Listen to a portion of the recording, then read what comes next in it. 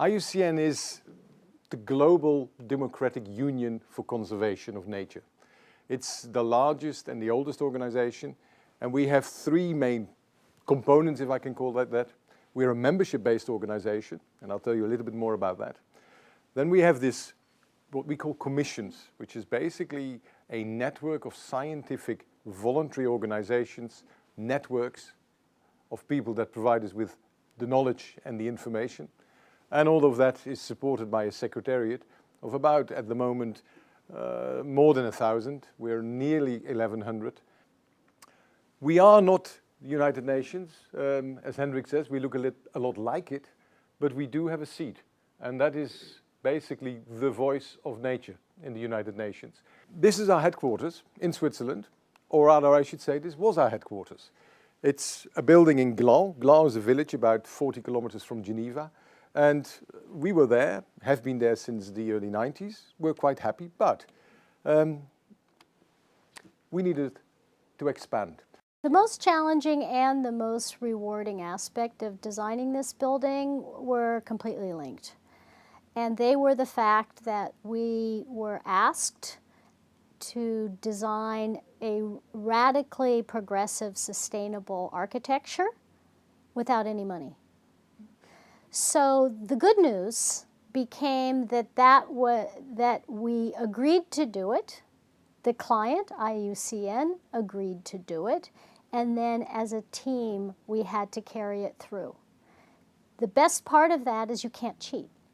And what I mean by that is in order to provide radically sustainable energy solutions, as well as material selections and so forth, the initial cost is a little higher than it is in a standard building. So that meant we had to erase at other points. We had to eliminate other things. And what we collaboratively decided to eliminate are additional layers, additional materials, so that the building was a workshop. It is rough.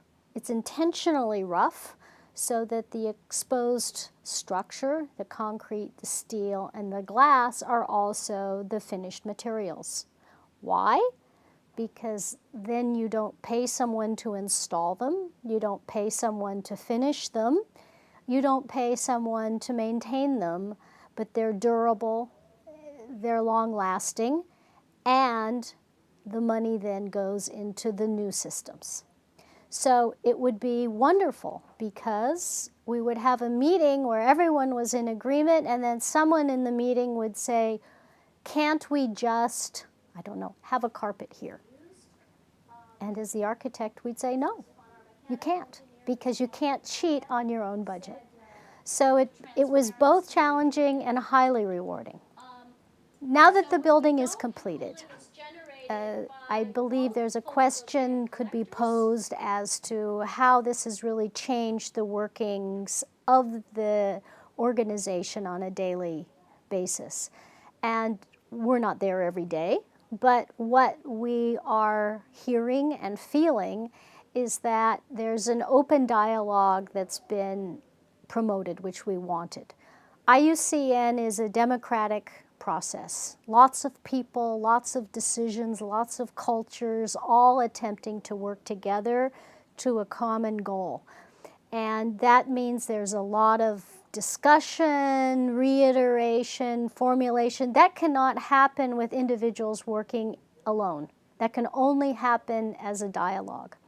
So the spaces largely are that of gathering spaces, of discussion spaces, of work spaces that they didn't have before. And so that allows them to do their work. Primarily, I think, because of the think tank. The think tank, which sits on the top of the roof, it's facing the Alps over the power plant of the photovoltaics, was intended to be a place where people think at a high level in this magnificent landscape. And it's working. It's really exciting. We needed a new building for a number of reasons. And when we decided that we really had to construct something because the building where we were in simply wasn't big enough, we said if we do that, it has to be as green as we can make it. And we also said that means we need to find some certification from a third party, because if we say it's green is one thing, we need somebody else to basically confirm that. So we looked at first the Swiss standard, and we said, okay, what is the best we can do, which is Minergie P and Minergie Eco, which is an energy standard. And then we said, beyond that, is there anything else we can do? And we looked at international standards and found that LEED, the American building standard, actually covers a lot of aspects, not only the building, but also the way in which you use that building, the way you live in the building. So we said, okay, we'll go for a LEED, and we'll try to do it as good as possible. So we go for the highest standard, which is LEED Platinum. And that basically was what we aimed for, to go for a LEED Platinum and Minergie P and Minergie Eco. And we've achieved it. How has the working environment improved? I think there's a number of things. One of the reasons why we did want this new building is that at the time, half of our staff were actually renting an office on the other side of the village of Gland. And that meant that you didn't meet your colleagues. It was difficult to discuss things together. Of course, they're on the end of a telephone, but it's not the same as sitting at the table and having a cup of coffee and talk about issues. So I think it is very important that we're all back together in one building.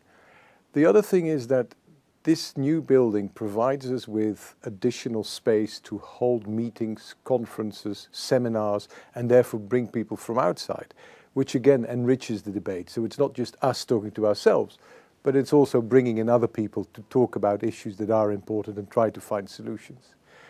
I think the building itself is working very well in the way that it's a different approach to work.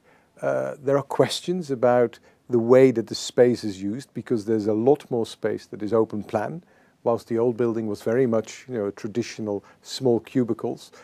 Some people are very comfortable with that. Other people are still asking whether this is the right way, but it provides more opportunity again for interaction, and I think therefore for enhancing the working environment. One of the first challenges for us was really to find out what the employees today at IUCN thought about their previous working situation and what the expectations were for the new building, to find out what was the most important for the workers when designing what type of furniture goes in there, what type of environments did we need to create. So we did a big research around that and an employee survey, and the result from that was really guiding towards how we then chose what furniture went in there, what environments we wanted to create.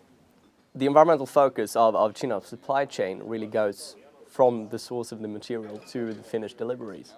I know one thing that created a smile on people's faces were when we actually delivered the furniture, we use our Kinnarp blankets to wrap the furniture in, and to see the reaction on people's faces where you just stripped a product clean of the blanket, you wrapped the blanket together and put it back in the truck and took it back with you, and there were no cardboard or anything left behind. I know that that was something genuine, something that people actually could see working there, that we actually took care of the waste straight away, or the packaging material.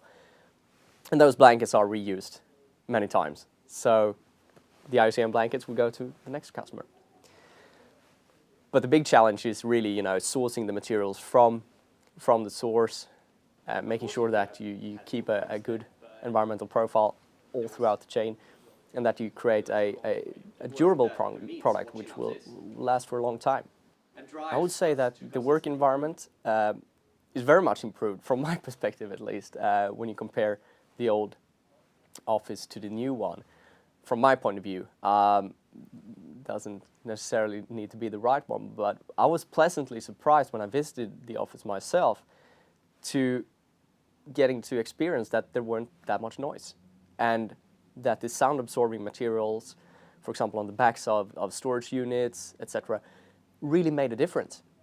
It actually lowered the sound level from the corridors, and then when you went into the open planned offices, you could really hear that there was a difference in the sound, and it was really cool in a way to be able to experience that first-handly in a completely new office.